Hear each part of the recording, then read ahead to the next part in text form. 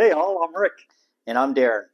How you doing, Darren? I'm doing well. Yourself? Doing fantastic. How could it be a bad day? I'm sitting in the CompuGen office. We're Yourself? hanging. Yeah, I'm saying we're hanging out. We're having fun. That's the name of the game, right? We've been having a great discussion today, haven't we? We have. We have. We've been discussing the convergence that we've been seeing for the last couple of years. That's really getting predominant now between data protection and security. The two of them coming together. So I've been in data protection for 10 plus years, the IT industry for probably 20 plus years. Now kind of aging myself here.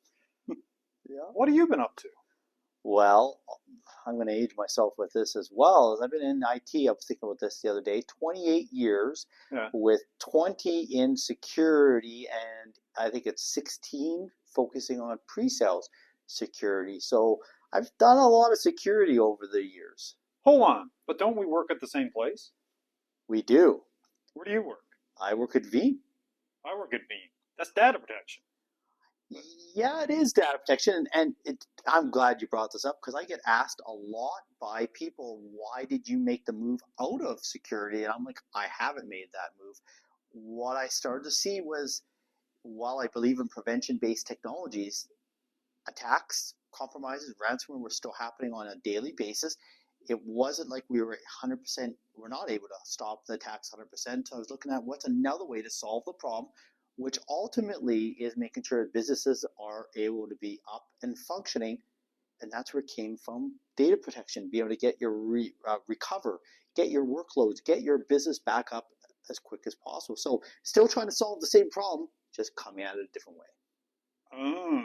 So what I kind of heard there is that data protection and security are starting to come together, and 100%. what would you call it?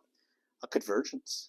I like I like that term as well, and we started to see as while we see how the two can come together from a protection point of view, we've also started to see this from our clients.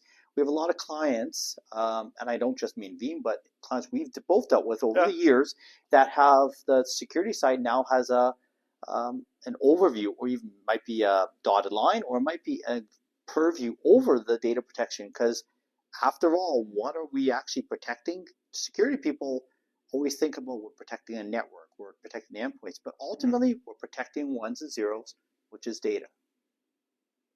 That's an interesting way to look at it, because the other point of view, and I mean where I came from and where data protection meant something to me as an IT administrator, right, was being able to prevent bad things from happening to me sometimes, because somebody would delete something and I'd have a backup to be able to restore and do certain things and make my job a little bit easier. But the way you just kind of made that sound is that us as an industry are actually trying to bring resiliency into data itself, and with that convergence of security with data protection, giving you that function to have your data to the point where you don't need to worry about it too much, because it's being built up and matured and having the proper tools and functions around it to give you that resilient approach. Well, I know resiliency seems to be, or resiliency seems to be a big buzzword in the industry nowadays. True. But for years, data protection has always been focused,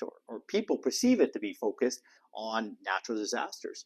Well, we got this new disaster out there, man-made, ransomware, cybersecurity attacks overall, and data protection can solve both. It could help you when you have those natural disasters, and when a cybersecurity incident like a ransomware occurs, and it's gotten by your prevention technologies, you can always get your data back up and running. You're able to recover. You're able to get that business back up and functioning, which is the most important thing. Definitely, because a natural disaster is usually an entire building going down, a flood, a fire, something that you know through a business continuity plan or disaster planning through an organization that you know, okay, if everything goes down here, I must bring it back up over here. But with a human-made issue like ransomware, and even powered by AI in some cases now, it's not that it can't be predictive, because in most cases, it's definitely going to happen. So it's definitely predictable that it could occur. occur to you. It's not if, it's when. So having that, it's more like not when it's going to happen. It's how many times it's going to happen True, now. true. And it doesn't mean it's a complete breach. It doesn't mean everything's wiped, for Yeah. example, but it could be multiple attempts where the bad guys only get in so far. So everybody's being hit by this. And if most times what we're finding is when organizations think they haven't been hit, that's probably a good sign that they've missed something. All right, so I want to have deeper conversations on this, and this is what kind of brought us to 100%. even recording this here today. Yeah, that's what are we going to do. I think we're going to have these small conversations to educate people both on that convergence of data protection and security. Yeah. We'll probably talk some general data protection, some general security, and then because we're both in the pre-sales field, pre-sales engineering, we'll probably talk about some pre-sales engineering activities, things of that nature. So almost like a snapshot about a cyber-snapshot. I like that. So a quick point in time. Love it. Right to the point and move on. So if you did like this, let us know. We plan to do more.